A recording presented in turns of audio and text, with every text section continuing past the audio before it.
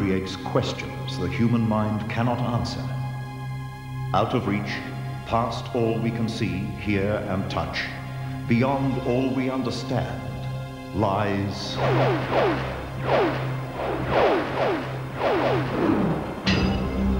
the extraordinary.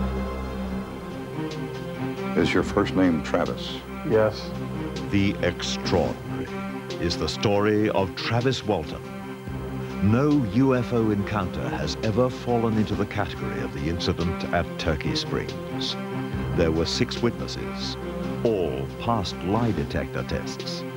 All swore to what happened that day in Arizona's White Mountains.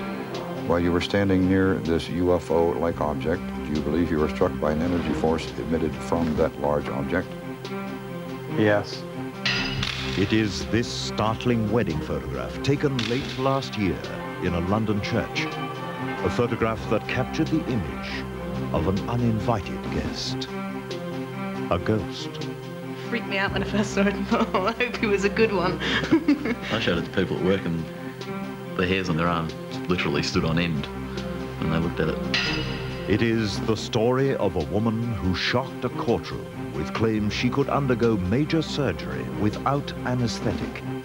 She produced videotapes to prove it. My hand shook a little bit when I made that first incision. She didn't bat an eyelash. She just said, just do what you gotta do. I don't feel anything. It is the series of supernatural happenings over 3 days in the life of a veteran Australian bushman. Events that chill him to this day. Those 3 days will live with me to the end of my life. They were the weirdest 3 days that I can ever recall in all my travels. And the thoughts of Hollywood actor Robert Wagner about life, the human soul, and the hereafter. I believe that there definitely is a higher being. Just some of the stories that lie beyond our normal understanding. Tonight on The Extraordinary.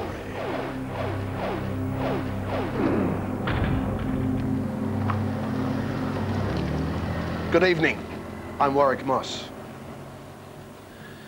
On a given night, when the moon is right and the imagination is at work, a lone person might see things that don't really exist, like ghosts, spirits, maybe UFOs.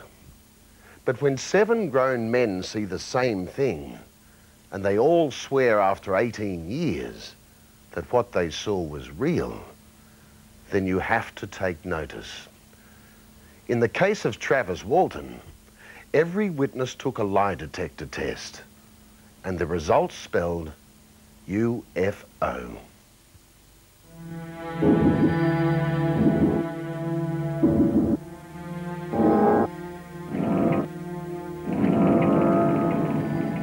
Is your first name Travis?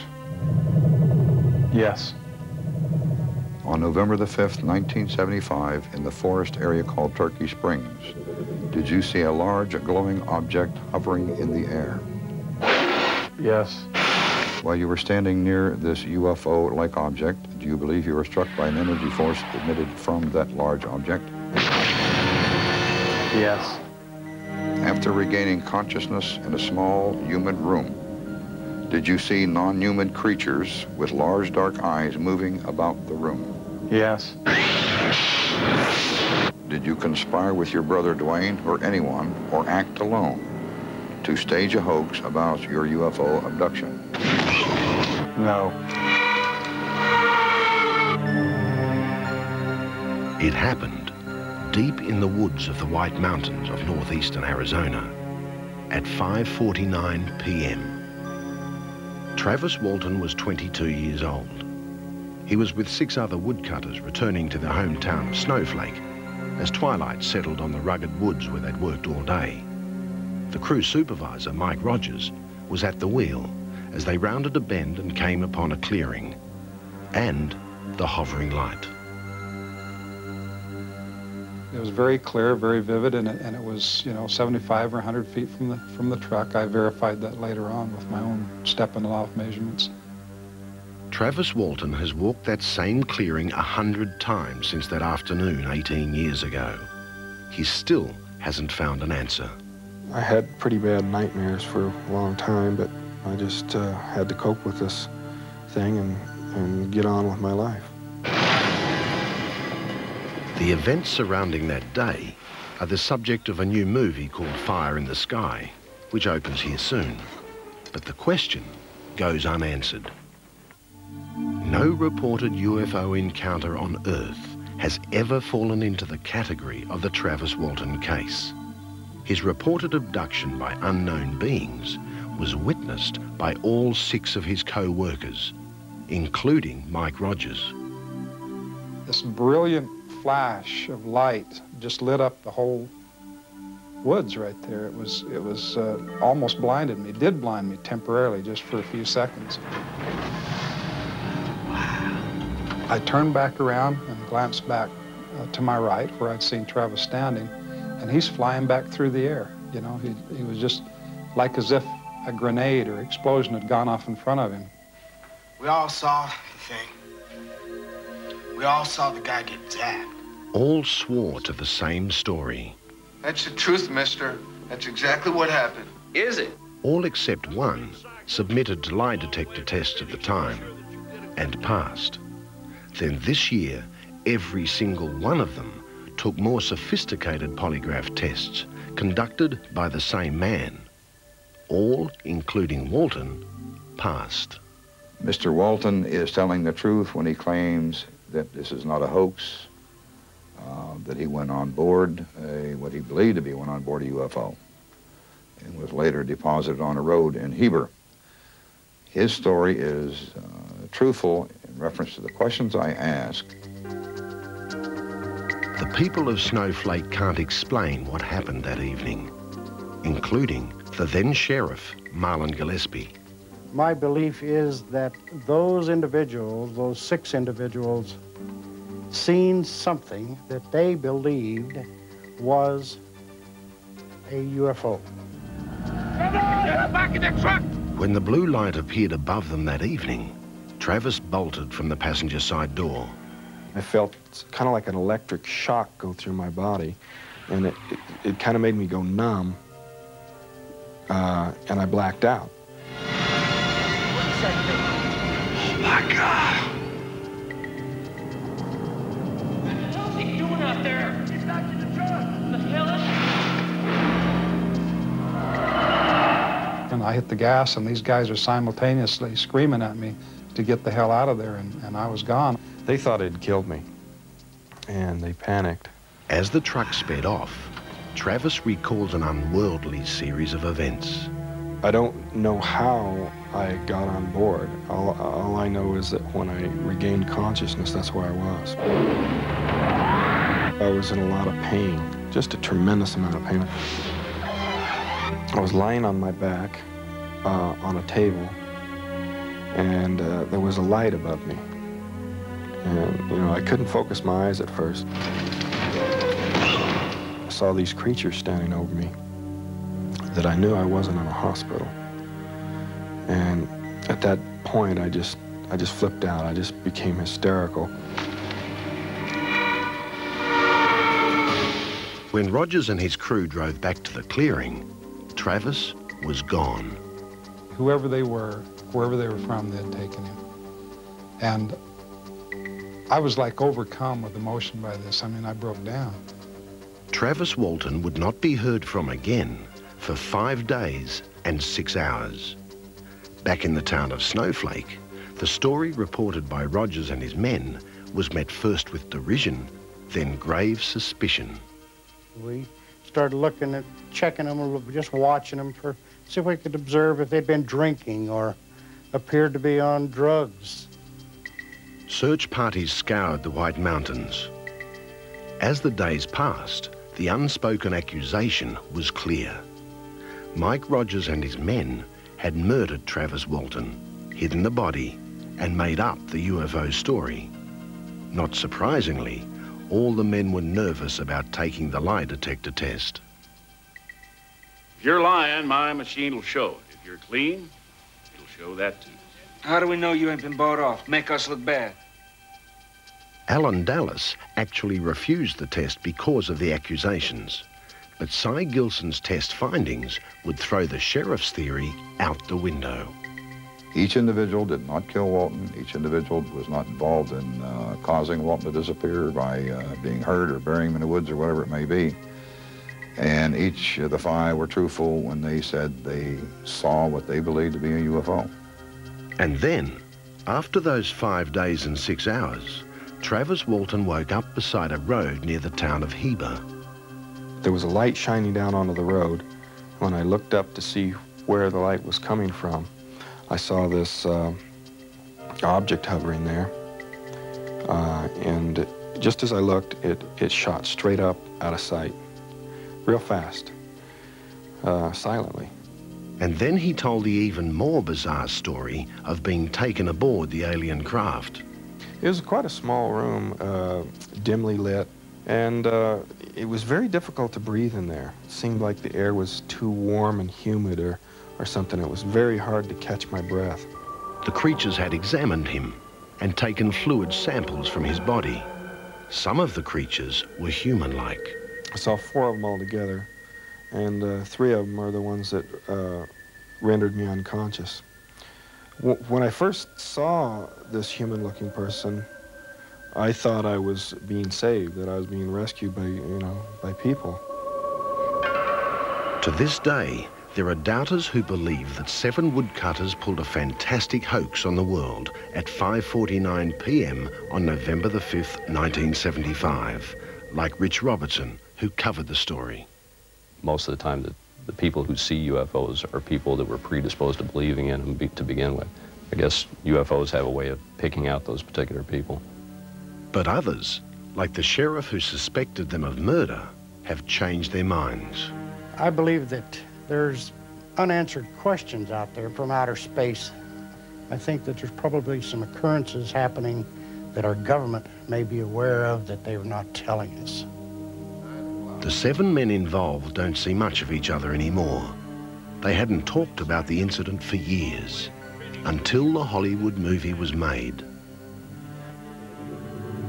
And the world began to ask the same questions all over again.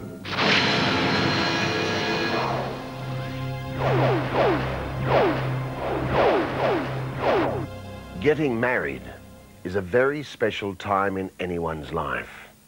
Friends gather, and in the case of Melbourne draftsman Matthew Colopy and English nanny Claire Merrison, those friends were from opposite sides of the globe.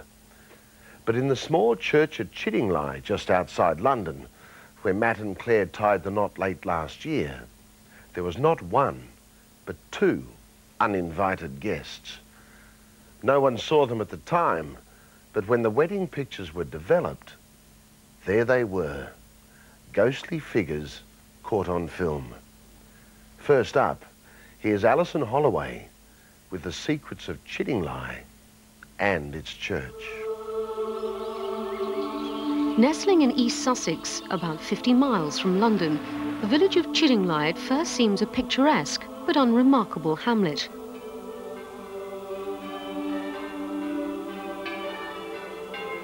But its present-day serenity belies the undercurrent of feeling amongst villagers that all is not what it seems.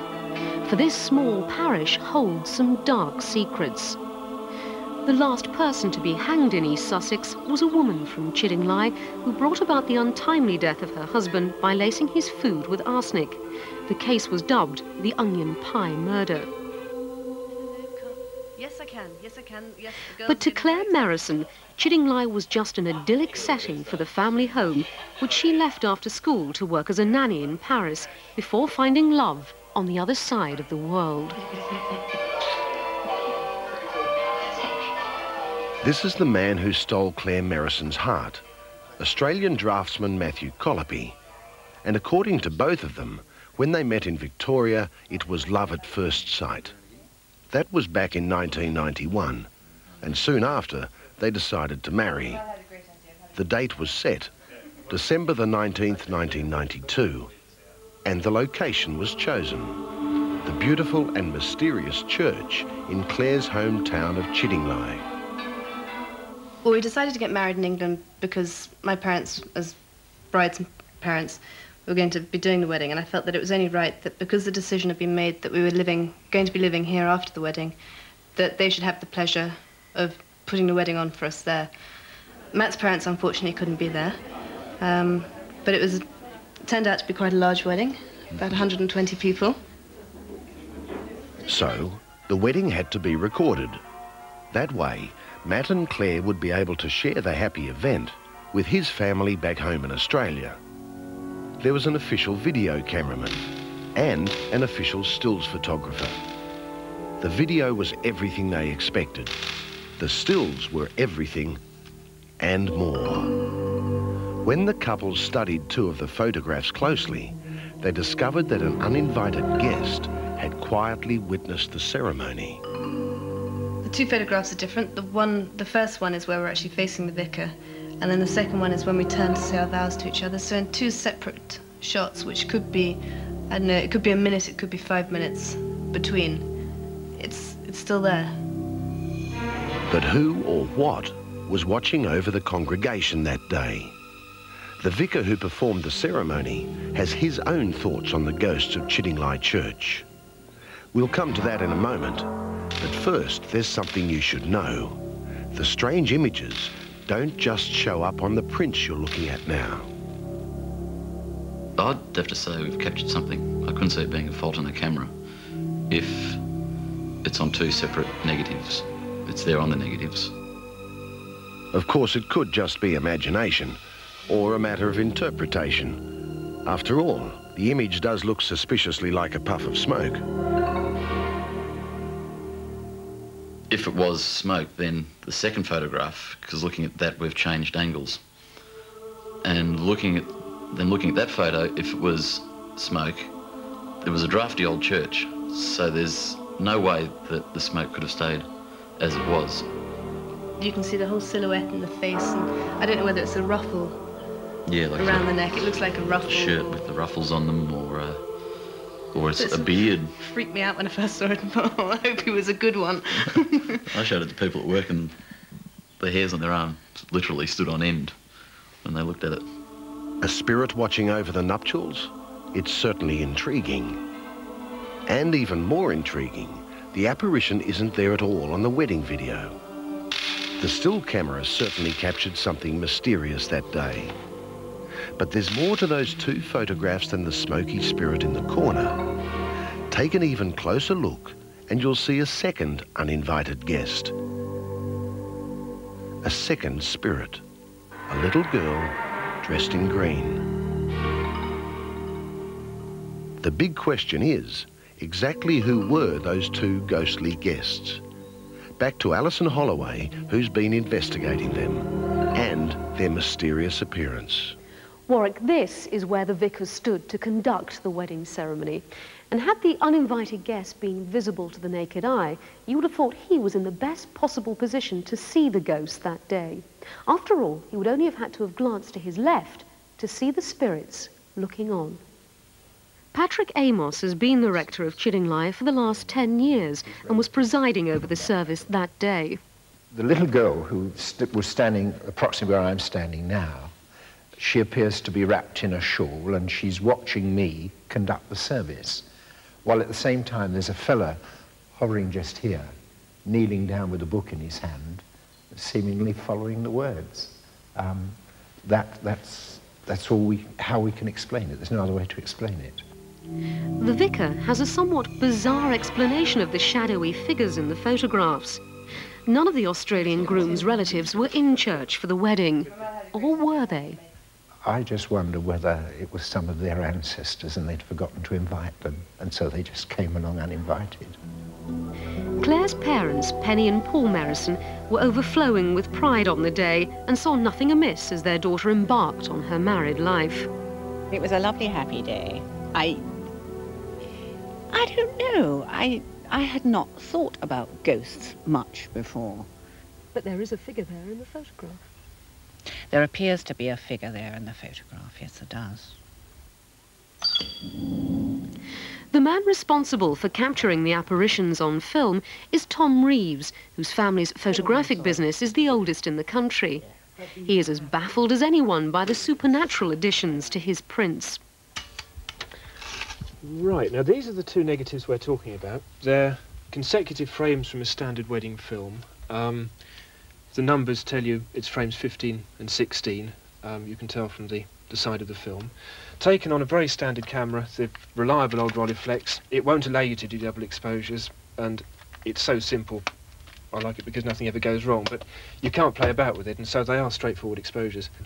And the fact that they are two consecutive frames in which the figures in the standard figures in the photograph have moved, but these spectral images are exactly the same, would indicate that they couldn't have been tampered with because it's exactly duplicating itself. In all your years as a photographer, Tom, have you ever seen anything like this before? I never have. I mean, I've been photographing weddings for 10 years now. I've been to Chiddingly before. And it's quite extraordinary. If indeed these photographs do provide evidence of some spiritual activity, it'll come as no surprise to the vicar. I do believe in ghosts. I've experienced them before, I've seen them. But they can't hurt you. And so what happened at the wedding was quite possible, but unexplainable.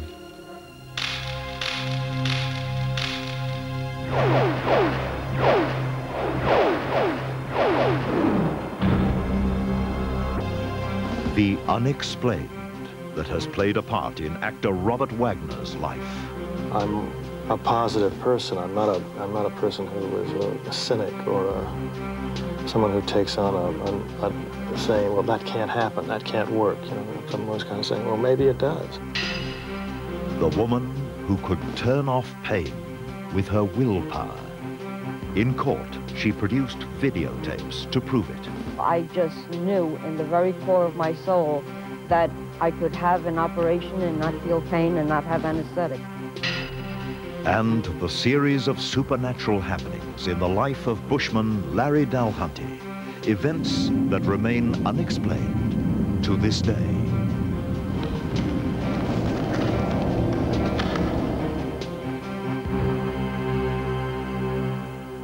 Most of us try to take the middle ground on questions of the unexplained or unknown.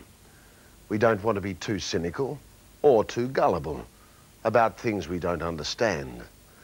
That's a fairly average stance, and pretty much the way we found long-time movie actor Robert Wagner when we visited his Hollywood ranch. His friends call him RJ, and Wagner's not only an average guy, he's one of the most respected people in show business. He's built a career that has spanned the old and the new eras of Hollywood. He's also experienced great personal tragedy. He lost the woman he married twice, Natalie Wood, in a drowning accident off the California coast 11 years ago. After helping his children Natasha, Courtney and Katie survive the loss, he's refound his own happiness with actress Jill St. John.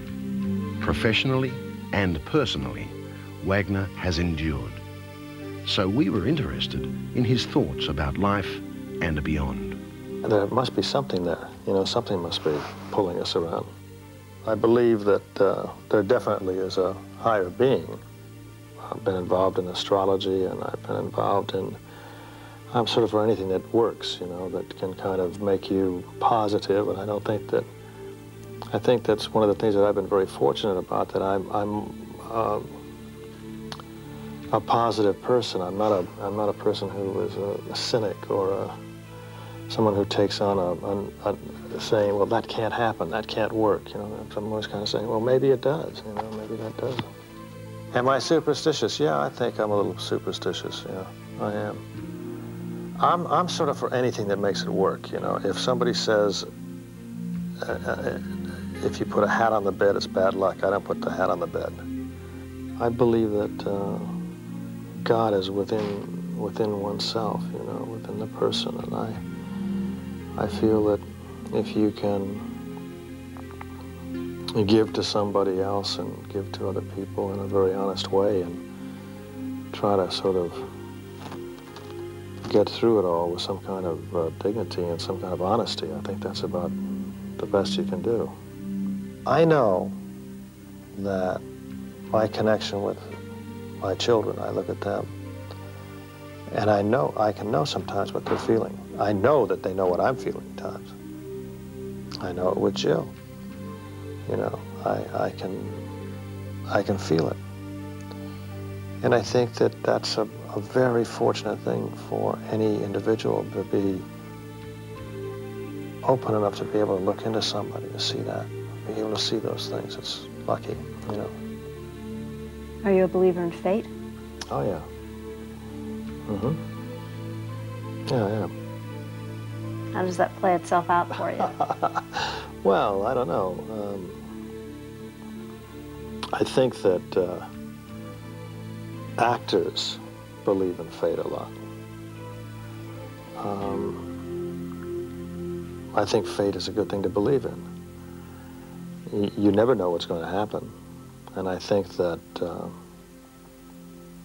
most actors, and I think it's very good for people who aren't actresses, to try to live within the moment. And if you can live within the moment, then I think you are a believer in fate, because you never know what's going to happen. You never know what the next beat is going to be. I'm not a very predictable, you know, I'm sort of interested in what's going to happen. Perhaps it was fate that led Natalie Wood into his life's path. She was just a kid at Fox, you know, and she was walking down the hallway with her mother, and she saw me, and she said to her mother, she said, "I'd like to marry him one day." Well, it's fate, maybe, huh? Do you believe in reincarnation? To some degree, yeah. I think that's a possibility. I wouldn't mark that out. Do you believe a soul goes on? I do, yes. I do believe a soul goes on.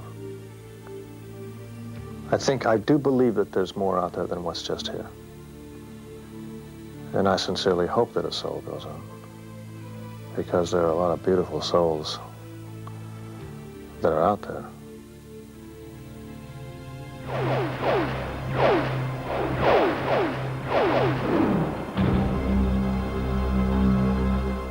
Penny Polito couldn't decide whether she was gifted or cursed. She knew she had abilities nobody else had, amazing abilities. But more often than not, they brought her misery and rejection. She saw events before they happened, but those events were almost always tragic. She became a sort of psychic of doom. And one day recently, she was called upon to prove her abilities in court. She seemed such a small woman to be carrying such a burden. Penny Polito at 53 is only 1.5 meters tall and weighs just 36 kilos. Yet it was on these shoulders that the entire world of psychic phenomena seemed to rest. For the first time in the American system of jurisprudence, a court would have to decide her case by determining if there is such a thing as psychic power. A 6-member jury of 3 men and 3 women would examine the abilities of Mrs. Polito and deliver a verdict that would either put an official legal stamp on the paranormal or discredit it. We'll get to that verdict in a moment, but first, a condensed history of the remarkable life of Penny Polito. She says she was 7 or 8 when she had a premonition of her grandmother's death. When the grandmother did die, Penny's mother punished her by making her kneel on raw rice and cracked corn.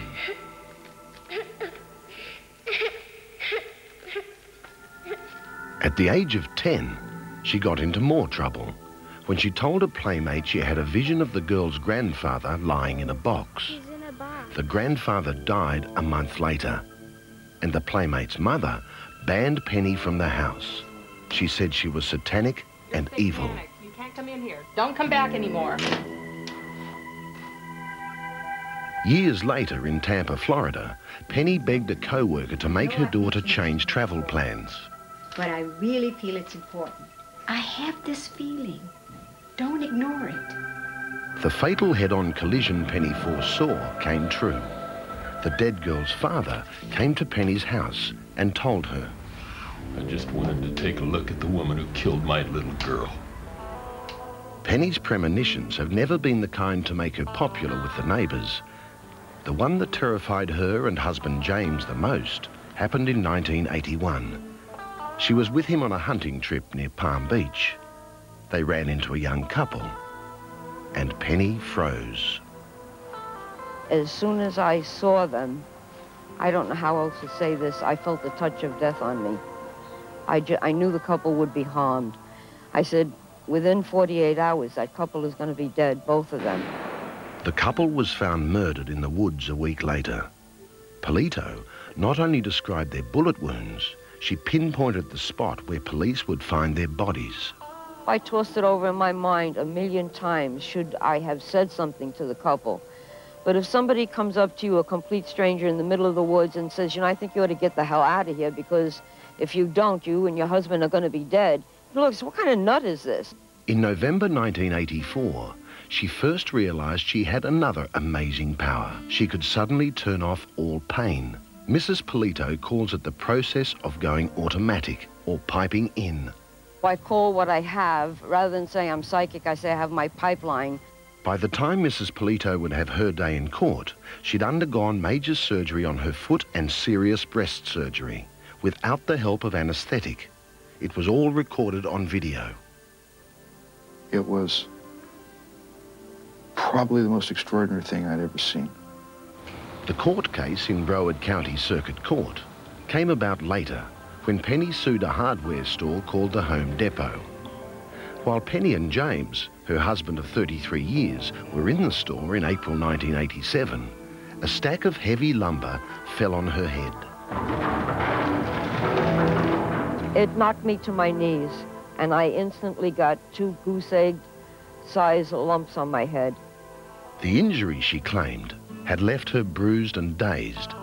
But worse, she had lost her ability to turn off all pain.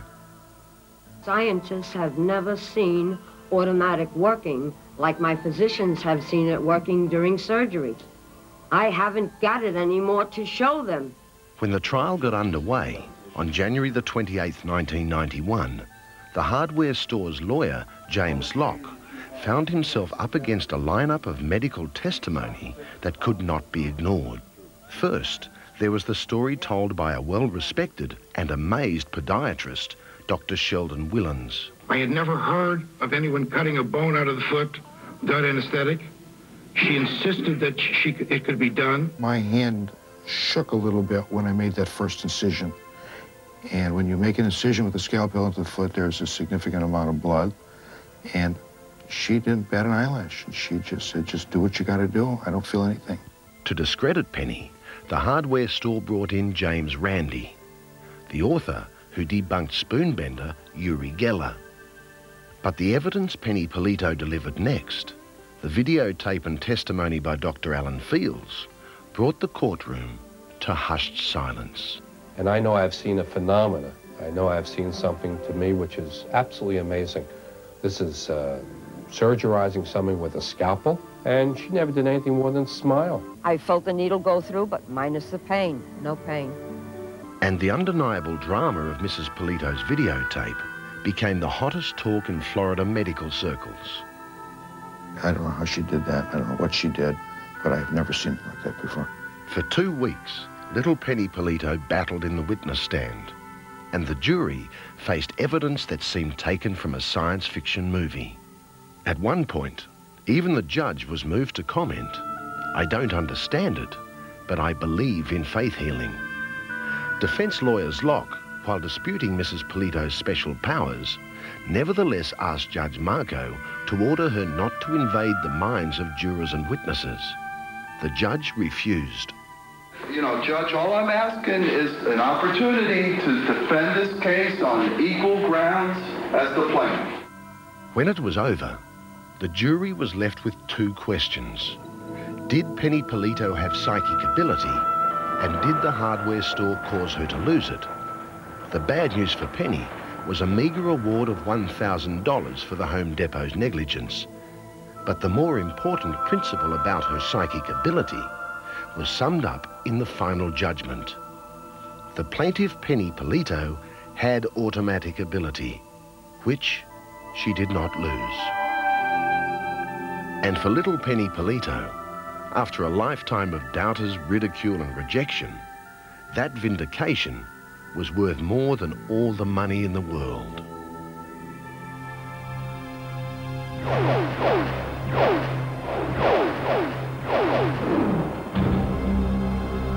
People from the bush are generally down to earth. They take life as it comes. They don't tend to be fazed by quirks of nature. Larry Dulhunty's one of those typical bushies. But there are 3 days in Larry's life he'll never forget and never be able to explain.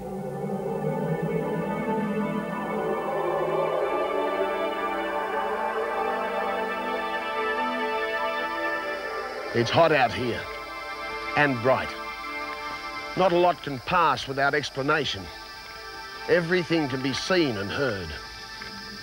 It's the outback, in the heart of Australia. A place not a lot of people ever really see, ever really understand. But one thing a bushie will tell you, away from the noise and the lights of the city, you'll hear and see things out here that can take your breath away.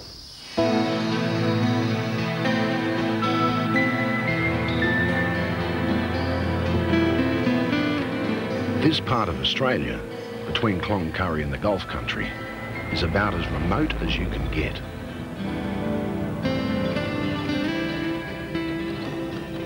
The people up here are straight shooters. They tell it as it is. Larry Dulhunty's one of those straight shooters. For more than 40 years, he's roamed the outback with his travelling boxing troupe and variety show. He's learned to live by his wits and live off the land, and he's had many a baffling experience. But the weirdest 3 days was sometime in the 1970s when I left Charter Stowers to perform at the Normanton races in company with my daughter Judy and a boxer. Rewards are few in the bush. After a long, hot day's travelling, the group set up camp and relaxed under a seemingly peaceful night sky. Quiet here, it's a good quiet camp, that's good how it should be. But this night was to be anything but peaceful.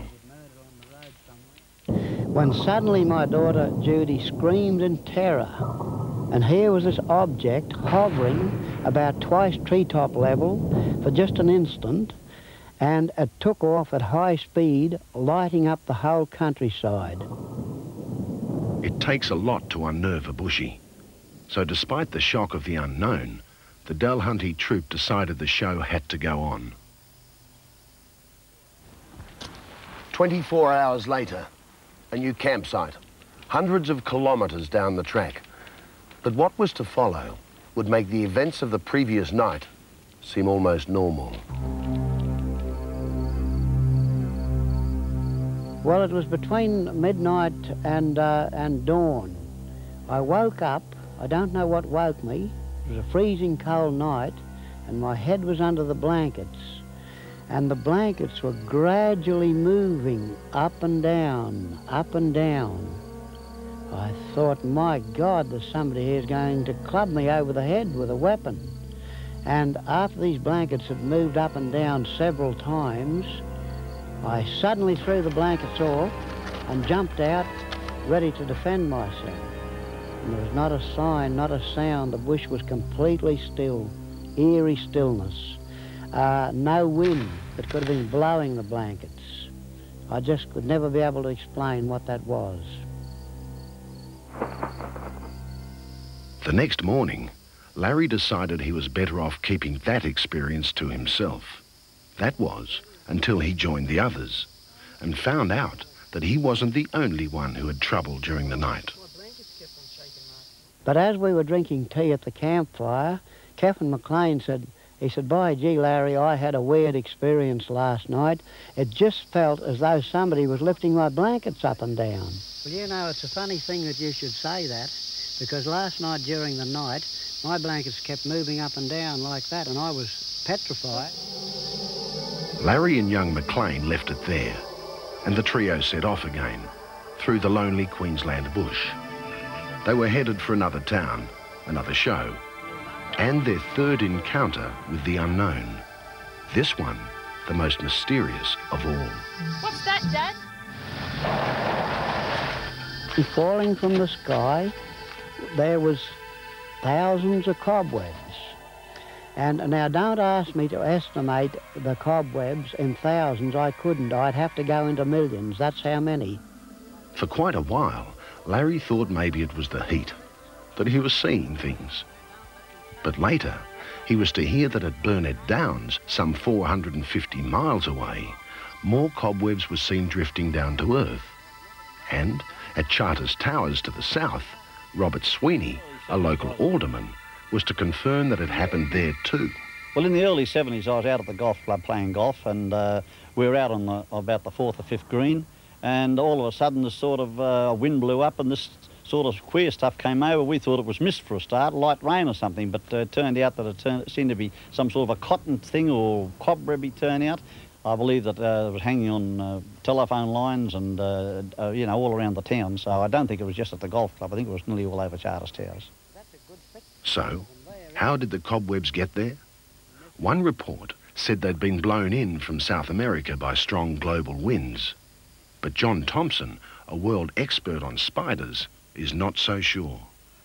Well, there's certainly nothing unusual about spiders floating through the air on what we call gossamer, which are just little threads of silk. But in such tremendous numbers, to me, is really mind-boggling, and I have no explanation.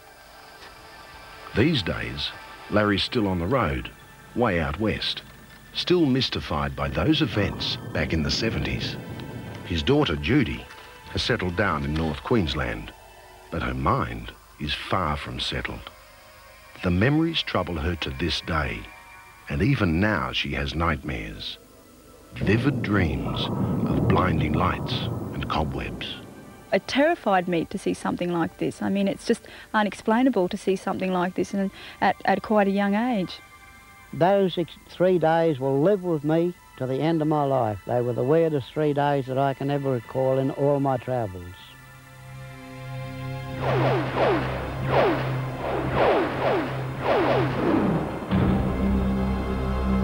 Shot in a million.